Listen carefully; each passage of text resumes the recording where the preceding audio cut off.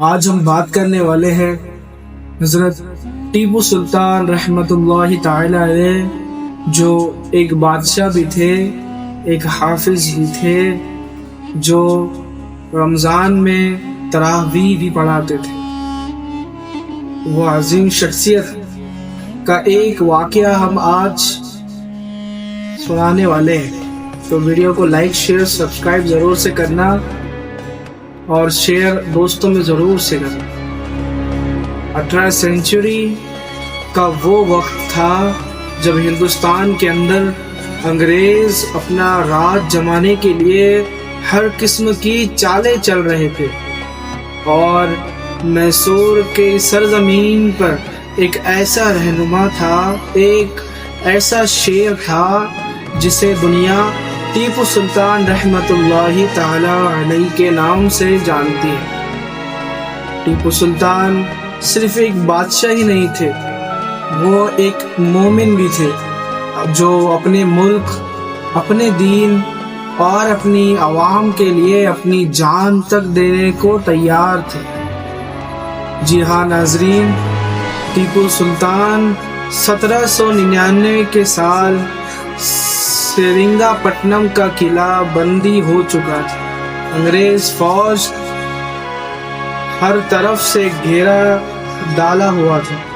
ٹیپو سلطان اپنے لشکروں کے بیچ کھڑے تھے اور اپنی تلوار آسمان کی طرف اٹھا کر کہہ رہے تھے، آج میں تم سب صرف ایک بات کرنا چاہتا ہوں، آج میں تم سے بس ایک بات کرنا چاہتا ہوں کہ شیر کی ایک دن کی، جی ہاں ناظرین، وہ جو فیمس شیر ٹیپو سلطان کا ہے کہ شیر کی ایک سال کی زندگی سے بہتر گیدڑ کی 100 سال کی زندگی نہیں ہے۔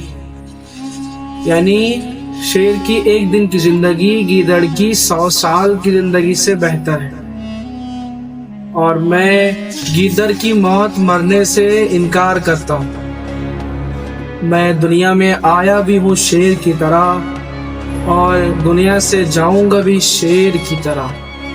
فوجیوں کے آنکھوں میں آنسو آ گئے جب انہوں نے یہ بات سنی، اور ہر سپاہی کو پتا تھا کہ آج ان کا امتحان ہے۔ ٹیپو سلطان نے قرآن کو اپنے سینے سے لگایا، دعا کی اور اللہ کا نام لے کر میدان جنگ میں اتر گئے۔ جنگ شروع ہوئی، توپیں گرج رہی تھی، تیر گولیاں ہوا کو چیر رہے تھے۔ انگریز سوچ رہے تھے کہ شاید ٹیپو سلطان اپنا قبیلہ چھوڑ کر بچ لیں گے، لیکن وہ نہیں جانتے تھے کہ ایک مومن کبھی پیچھے نہیں ہٹتا۔ ایک مومن مر تو سکتا ہے لیکن جھک نہیں سکتا۔ ٹیپو سلطان نے اپنے گھوڑے سے کچھ سپاہیوں کے درمیان اتر کر اپنی تلوار سے ایسا وار کیا کہ انگریز پیچھے ہٹ گئے۔ ہر قدم پر وہ اللہ اکبر کر پکارتے اور پکار کر اپنے دشمنوں کو ہلا دیتے، مگر غداری ہو چکی تھی۔ وہ شیر جو جنگ میں کبھی نہیں ہارا، وہ کیوں اس دن شہید ہو گیا؟ کیونکہ اس کے ساتھ غداری ہو چکی۔